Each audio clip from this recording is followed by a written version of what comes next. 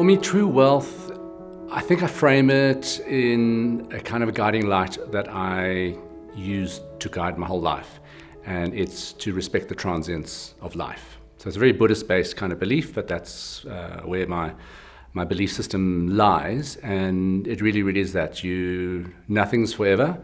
Things will always change, and for better or worse, and you never know when that change is going to take place. So best you do the mindful thing, appreciate the moment, all of those kind of things. And especially since I've been getting older, it's become more of an urgency, but it's become less difficult to do and easier to embrace as a complete lifestyle. When I started off creating my own business and putting Flux together, wealth was the furthest thing from my mind. In fact, I tell people now, almost 14 years later, I started a trends company before trends were trendy. I didn't have a business plan. I didn't have backing. I decided to actually cut the umbilical cord with my previous career, which was in magazines and fashion and that world, and just start out completely afresh. Ironically now, people point that out to me as a personal case study of what I advocate to companies about pivoting one's business or pivoting one's lifestyle and reinventing your own brand. So kind of walking proof that you can do that. But money was never the be-all and end-all of that. I wanted to start it wasn't even a sort of a trends company. It was I wanted to start an information distillation service. And it was just wanting to start the concept and see the concept through rather than seeing what money I could grow out of it or how big the company would grow. It was just a concept that I needed to pursue. So I plunged ahead and did it.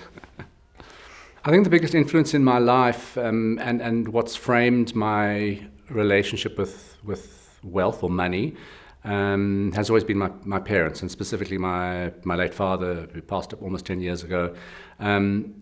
He was not a rich man, so he did not have a lot of material goods, or he never invested in that. And when he did pass, I said, he might not have been rich in terms of material wealth, but in spiritual wealth, he was a Bill Gates, or now he would be a Jeff Bezos, in terms of spiritual wealth, because he just understood life so much better. So that was what guided me all the time, and to kind of live simply and live humbly, but enjoy the finer things in life, which ironically now have translated into the mantras of less stuff, more stories, of experiences, those kinds of things. So for me, wealth is more of an enabler to create a lifestyle that you want. So obviously you still need the money, so you need the tangible stuff to be able to create it, but it is a means to an end, not something that one has to hoard and keep as many assets as possible. So again, going with fluidity and transience, easy come, easy go. You've seen people that have made millions and gazillions and lose it all as well, and at the same breath, you've seen people that have been extremely financially rich with really bad health and not being able to enjoy that. So it is that means to an end and a way to enable or construct and engineer a lifestyle that you want. And I'm very, very happy to say that at this stage of my life, I've been able to engineer the lifestyle that I want. There's still a lot of things that I'd like to do in that, so I still need to get a bit of the hard cash to enable that. But by and large, you have been able to do that. And people say to me, oh, you're so lucky, you're so blessed. Well, yes, I am blessed, but it's not lucky. It's been a very mindful way of looking at how to create that lifestyle that you want. So, for example, I only started last year, and I managed to achieve it last year. So things are always a work in progress. I love travel, so travel is my thing. It feeds my soul, so I know that I need to do that as much as possible. And last year was the first time I managed to achieve going somewhere, either locally or internationally, once every quarter. So that's in between the flying and commuting to Joburg, Cape Town, and doing the work kind of trips, but actual personal time out is 4 times a year. So last year I managed 2 international trips and 2 local breaks, and I do the Dalai Lama Buddhist thing of going somewhere new every single year that you've never been before to experience something new. I think there's a huge shift within the last year or two globally, and I just think it's a sort of a mindset, and you're starting to see it manifest in people's awareness of the ecosystem, of sustainability, of the planet, of climate change, that's coming forward. But I think fundamentally people's ideas of wealth or material ownership of goods has changed and is changing fundamentally very, very, very fast. So the mantra of less stuff, more stories is, is starting to come out. You're starting to see, I'll call her a movement, but Marie Kondo, just get rid of stuff that doesn't spark joy and stop buying more stuff. You're seeing it in the fashion retail industry where the fast fashion cycle for me is there's already a red mark against its name. It's going to start slowing and dying very quickly within the next decade. So people are starting to understand or wake up to the fact that there's something missing in life, and I think that's been sped up with technology and kind of exponential rise of technology and just the demands that we have digitally and sort of running a real life and then running a digital life and trying to keep those things at bay. But if you look at very large concepts that are starting to change in my world as a trend spotter to look at those things, the transient ownership thing is really big. So I'll give you a few case studies. The transient ownership in terms of car ownership, I say emphatically that probably by mid-century, car ownership will be a very, very quaint relic of the 20th century. People would wonder why on earth we actually wanted to own those cars, unless you're a petrol head and want that piece of machinery. Fundamentally and practically, it doesn't happen. So last year was the first emergence of that trend where housing estates on the outskirts of Paris, which were built in the 1970s and 1980s, were built with huge underground parking lots with them. They have now been turned into urban mushroom farms because nobody parks there, because nobody buys cars anymore. So you're starting to see that ripple effect around the world. You're starting to see circular economies within the clothing retail industry, renting everything from your wardrobe to your furniture, in line with new digital nomads, a new working life for people that move around the planet. It doesn't make sense to buy assets, to buy a car, to buy that home, to buy even the clothes on your back, because there's a different way of doing things. So that's going to change fundamentally, and we're starting to see a real speed up within the last year, and new business models that form around that, starting to emerge and to mushroom up, which then is a bellwether of change and a big red flag for people who are in finance or in financial services. So, if we don't own things, or ownership becomes less of an issue for people, then what happens to short-term insurance? You're already seeing the impact of parking lots, parking cars. All of the car manufacturers are pivoting their business models because they understand that by mid-century, car ownership is going to be an obsolete thing. So times are changing, very, very interestingly. And with that is the concept of what is wealth to people. And I think people have gone onto much more of an esoteric, spiritual idea of what is wealth and what makes them wealthy. Fundamentally, innovation and the disruptive era that we're living in does signal massive change, but that also signals massive opportunities. So, coming from somebody who tracks the future, I don't have a futurist view, and I don't like the speculative nature of what futurists do, is scaremonger people into saying, okay, the fourth industrial revolution and AI, all your jobs are going to be taken. Jobs will be lost, but the functionality of jobs, more importantly, is going to be reframed. So what you do as an accountant is still going to be accountant, but you might not be able, you might not have to fill out spreadsheets that some machine or algorithm will be able to do that. So the fundamentals of the job change, but also new jobs are being invented almost at a faster rate than jobs are being lost. So that's a moot point in terms of that kind of way of doing things. If you look at overall, if new jobs are being created, the newest companies and even the more recent ones, and I'm talking in the last decade and a half, all have business models that pivot continually. So even the younger kind of tech companies, Twitter or Instagram or Netflix, all of those three companies within the last decade have completely changed direction of what they do, and therein lies those opportunities. It's trying things, it's simplifying things, and I think there's a big ripple effect with the fundamental change of business templates, because if that starts changing, then new jobs are created, but then also you bring into question, what is the real impact or value of an academic tertiary education versus short courses doing different things. So for me, looking at wealth is now looking at personal growth. So less of accumulating the hard cash and the bank balance. Obviously, you need the bank balance to be able to facilitate some of the stuff, but almost sometimes not necessary. And I get a lot of parents hounding me on the weirdest platforms. A picture of food on Instagram, and then I would be asked, my son/daughter is in matric, what must he or she study?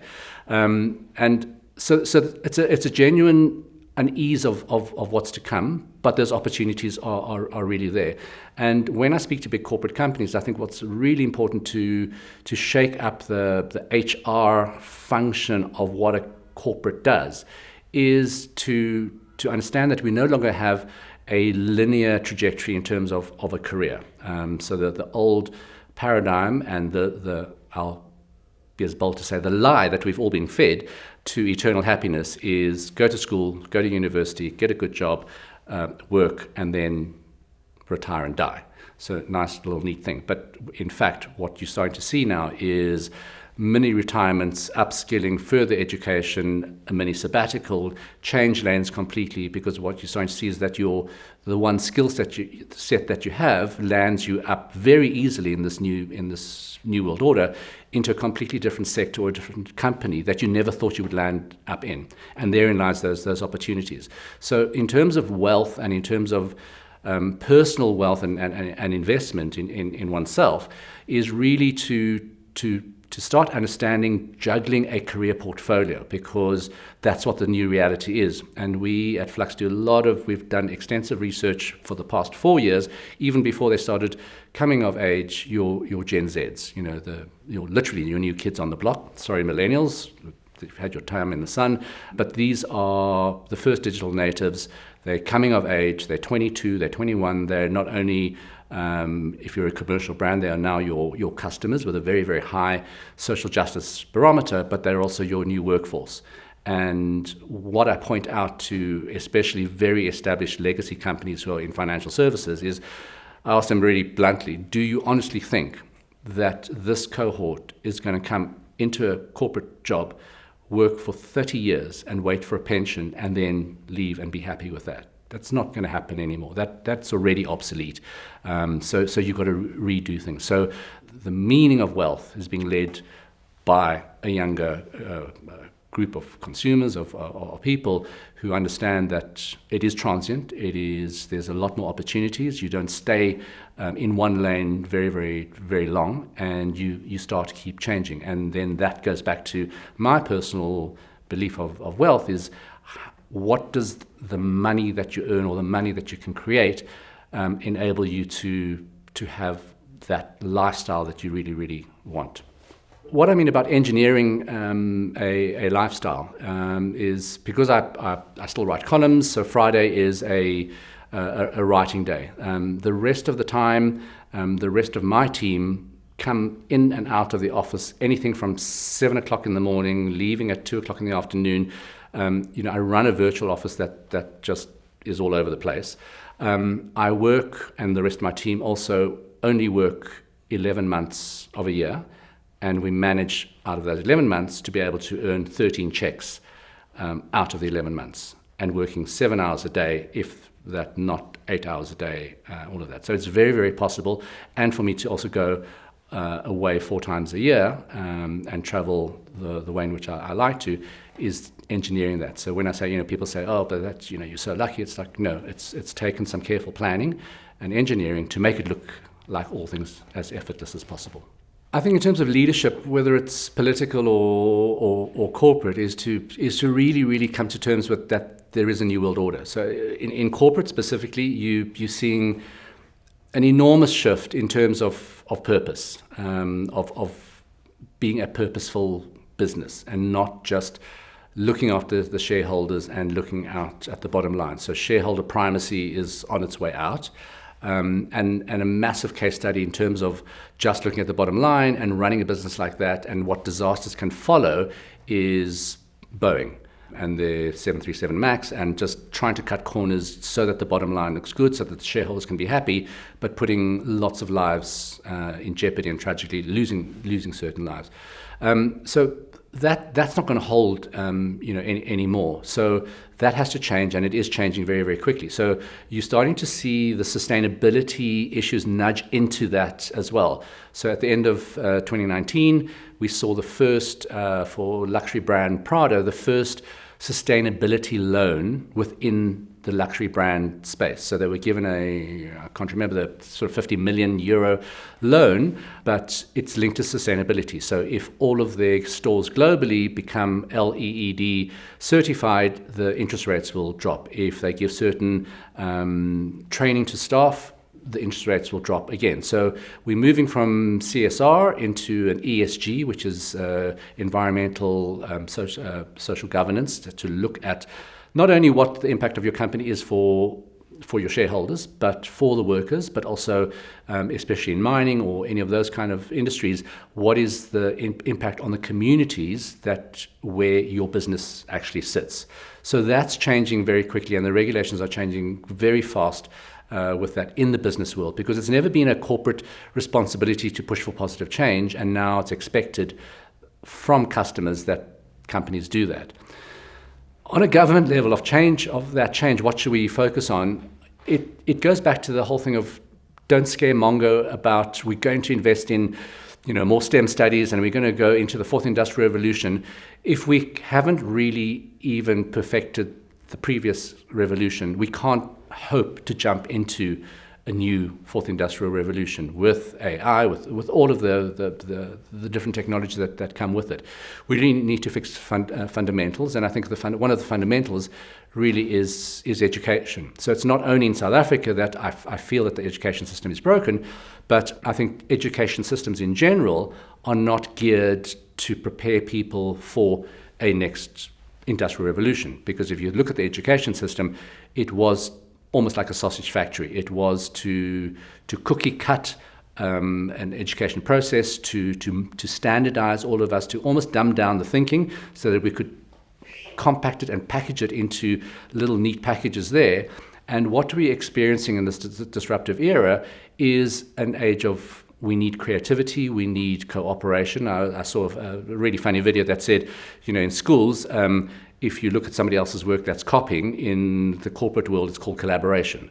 So we need to kind of unlearn a whole lot of things in our education system for us to do that. So for me, it's fixing those fundamental things of feeling safe, of having good healthcare, of having good education, and from there will spring those things forth. I don't see the point in jumping into an imagined future to try and recreate this fabulous new world when the fundamentals aren't even in place. So it's go back to the knitting and fix that first. What I would advise any young person watching this, which will throw a cat amongst the pigeons, is really not to follow the traditional path that has been before. We're seeing a breakdown of systems. That's the reason why everyone looks at the world and says, but everything is in such a hot mess. Yes, it is, because we are moving from an old world order into a new world order. And that is why you see Generation Z, or teenagers, feel very, very deeply about their futures. They see a broken ecosystem. They see a broken economic system. They see broken political systems. Socially, we're also breaking down. So it's to try and salvage all of that. And an older generation look at this younger generation and say, gosh, calm down. It's not so bad. And actually, well, it is, because that's what we're going through. So it's not to follow those traditional paths. And that's almost a daily conversation I have between parents and young people who are about to go into university or into leaving school. And the parents are saying, well, you've got to get that degree. You've got to get a backup for this. You can't do this. You can't do anything untraditional. And what we've seen with all new businesses, whether it's an Airbnb or an Uber and everything, all of those new businesses are non-traditional businesses. We need to rethink a lot of things. So rethinking things there. And I think the most important thing for any young person is make your voice heard. We have technologies that do that. Like her or not, I call her the Marmite effect. Greta Thunberg has proven that we can mobilize, we can connect and we can bring causes and we can impact change in an old world order with new world order tools. So it is possible, and very, very fundamentally is also change the idea of wealth.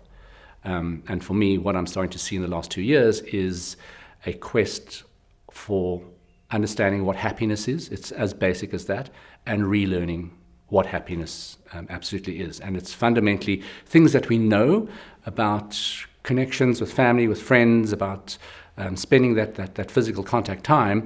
And it is not salaries, cars, properties, those kind of things,